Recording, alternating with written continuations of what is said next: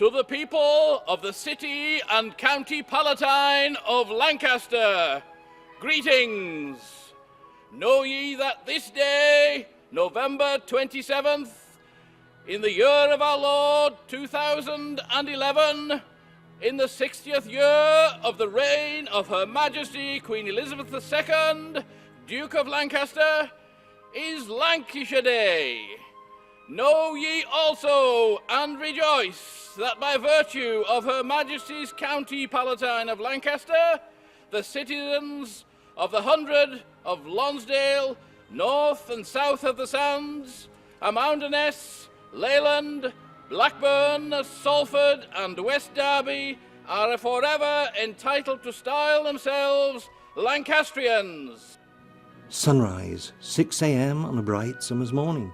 From Hampsfell, behind Grange over Sands, along the Leven Valley, to the magnificent peaks and fells of the Lake District, the stunning northern coastline of Morecambe Bay. What a beautiful and historic area to come and explore. The second largest bay in England, with an ever-changing coastline, guarded in the north by the stunning Lake District, hiding islands complete with a castle and a king, wildlife sanctuaries and miles of beautiful beaches, historic towns such as Ulverston and Dalton, industrial towns such as Barrow-in-Furness, and the genteel Victorian and Edwardian town of Grange over Sands, basking in the mild and balmy climate of Morecambe Bay's south-facing slopes. And it's got one of the best butchers and pie shops in the area. The Furness Peninsula and the Lakeland Fells were a very isolated but yet very beautiful area. The only way to get there was by travelling across the treacherous sands of Morecambe Bay from Heysham. The isolation was attractive to religious orders, and monks set up Conishead Priory and Cartmel Priory, and one of Britain's most famous and wealthy Cistercian abbeys, Furness Abbey, established in the secluded Vale of the Deadly Nightshade near Barrow-in-Furness. The magnificent ruins are one of the most visited tourist attractions in the northwest. William Wordsworth visited, although he wasn't too happy with the fact that the railway line ran right through the grounds, built, as he says, by profane despoilers. In the area, monks discovered one of the most valuable natural resources, high-quality hematite, iron ore. Add that to the other natural resources of limestone, coal, charcoal, and you have the beginnings of the great iron, steel and shipbuilding industries that were to follow. Now linked together by the historic Furness Railway, enjoying some of the finest scenic views in England as it skirts the edge of Morecambe Bay and South Lakeland. It was the coming of the railways in 1857 which opened up this whole Lake District and Furness area to tourism, enabling industry to link isolated Barrow-in-Furness to the rest of Britain, but only by the designing and building of two very unique floating viaducts, taking the railways over the sands and the tidal estuaries of the rivers Kent and Leven. And also that's why today we have the preserved Lakeside and Haverthwaite Railway, still operating and linking to the aquarium of the lakes and the original Victorian steamers on Lake Windermere. The teal, tern or the swan are proud sights as they ply backwards and forwards throughout the magnificent Lakeland scenery. Near the current Haverthwaite Railway terminus at Backbarrow are the remains of the once world-renowned Dolly Blue Works, now housing the Lakeland Motor Museum with over 30,000 exhibits and a special Donald Campbell exhibition. Nearby is an early 18th century ironworks, Backbarrow, once associated with one of the most famous ironmasters in Britain, Mad John Wilkinson. He made the first iron boat, and with Abraham Darby, the world's first iron bridge in the Severn Valley. In Lindle is still to be seen this huge grave monument by the side of the road. He lived between Grange over Sands and Lindle at Castle Head, and when he died in 1808 he was buried in an iron coffin. The Industrial Revolution brought new industries to the Lake District, such as Stott Park Bobbin Mill near Newby Bridge, a superb working example and beautifully preserved site from the golden age of steam and king cotton.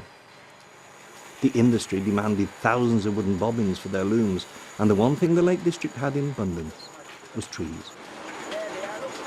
Just 2 miles from Grange is the picturesque village of Fleetwood, famous for its fishermen. Local fishermen travel up to 6 miles out into the bay to harvest the famous Morecambe Bay shrimps and have them shelled and on sale in the markets the following day. For one weekend in July, thousands of people pour onto the nearby Cark airfield to enjoy one of the largest steam festivals in Britain, the Cumbria Steam Gathering. They come from all over Europe to see one of the finest displays of traction engines, fairground organs, vintage cars, motorbikes, plus 2 days of arena, marquee, tented displays and sideshows. Believe you me, it's big. It was here that I first met the local bay search and rescue team, and when I went out on exercise with them in their very specialised vehicles, it was only then that I began to appreciate how much we owed to them and the other rescue teams strategically placed around the whole bay. Cartmel, with its 12th century priory, is nearby. It went on to become one of the most important and influential ecclesiastical establishments in the north of England. This magnificent church, with its unusual offset tower and medieval tomb, escaped the desecration which many others fell foul of over the centuries. And it's today, after over 800 years, still providing its much-needed Christian service to the community. Cartmel is also famous for its Cartmel races, held on 6 or 7 days throughout the summer. The racecourse is part of the Holker Hall estate, home to Lord and Lady Cavendish. The Hall gardens cover 23 acres and have continued to evolve over the centuries, and a walk around them during the summer is a pure delight. There's been a house on this site since the early 16th century. Although big changes have been made to the house over the years, it's still a magnificent stately home, as I found out when I was invited to visit at Christmas. The upgraded A590 road and railway bring us to the historic Saxon market town of Ulverston, once known as the capital of Furness. It's a town seemingly full of activity, with its festivals, markets and social activities. Its tiny streets and ginnels cry out to be explored. I was very lucky to be present when the townsfolk turned out in their thousands to honour their favourite son, Stan Laurel of Laurel and Hardy fame, who was born here. And you can't help but notice the white 100-foot-high Hode monument up on the hill behind the town, and which is visible from the other side of the bay. It has recently been beautifully restored and is dedicated to the son of the town, the famous Arctic explorer and cartographer Sir John Barrow.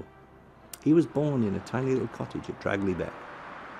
The monument stands guard over England's shortest, widest and deepest canal, which was built to link the town to the sea. And close by is the home of Cumbria Glass, where you can watch the sparkling crystal being made before your very eyes. At Canalfoot, you're presented with the most magnificent view across the bay to Chapel Island, where monks from the nearby Conishead Priory used to provide spiritual refuge for the tired Cross Bay travellers. I walked across there one day, a thoroughly enjoyable experience, in the company of Jack Layfield and 2 of his friends. Nearby is Swarthmoor Hall, once the home of George Fox, the founder of the Society of Friends, the Quakers. You must go and visit this largely Elizabethan house, with its mullioned windows, panelled rooms, period furniture, and the beautiful oak staircase. Another must-see attraction is near Dalton, with its historic Pill Tower. It's the South Lakes Wild Animal Park, created by David Gill in 1993-94. It's a conservation park where the animals enjoy lots of space to roam and where the public can get really close. I'm not usually in favour of zoos, but the day I spent there took my breath away. If you travel down to the coast, you'll pass through beautiful and historic coastal villages, such as Great Urswick, with its 7th century Tawini Cross, Bardsey, Baycliffe and Aldingham, Birkrid Common, with its 4,000-year-old stone circle and views stretching for miles across the bay. Another must-see attraction, the working and privately owned historic 18th century Glasson watermill with its 18-foot water wheel. It's got a pink pig shop and an excellent tea room. If you travel to the once terminus of the Furness Railway at Roa Island, you'll be overlooking Peel Island.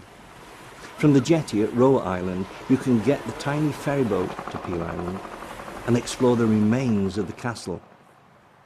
It's even got its own king. Well, he is a publican as well. I can't say that I'm too impressed with Barrow in Furness, but another must-see place is the Dock Museum. It tells of the history of Barrow, has excellent displays and a staff who bend over backwards to be helpful. Finally, we come to the furthest point west, the magnificent expanse of Walney Island. It doesn't take long to drive around, but if you take time to explore, you'll find ancient settlements, 2 nature reserves, lovely beaches, and a beautiful tidal boat-bedecked river, separating it from Barrow. It's from here that countless ships, tankers and submarines have been launched from the old Vickers yards, now known as BAE submarines. It's also one of the windiest places I know. Time precludes showing any more of this truly beautiful place in which I live. But with much more beauty and heritage to see, you must admit that now is the time to visit the Lancashire coast north of the sands.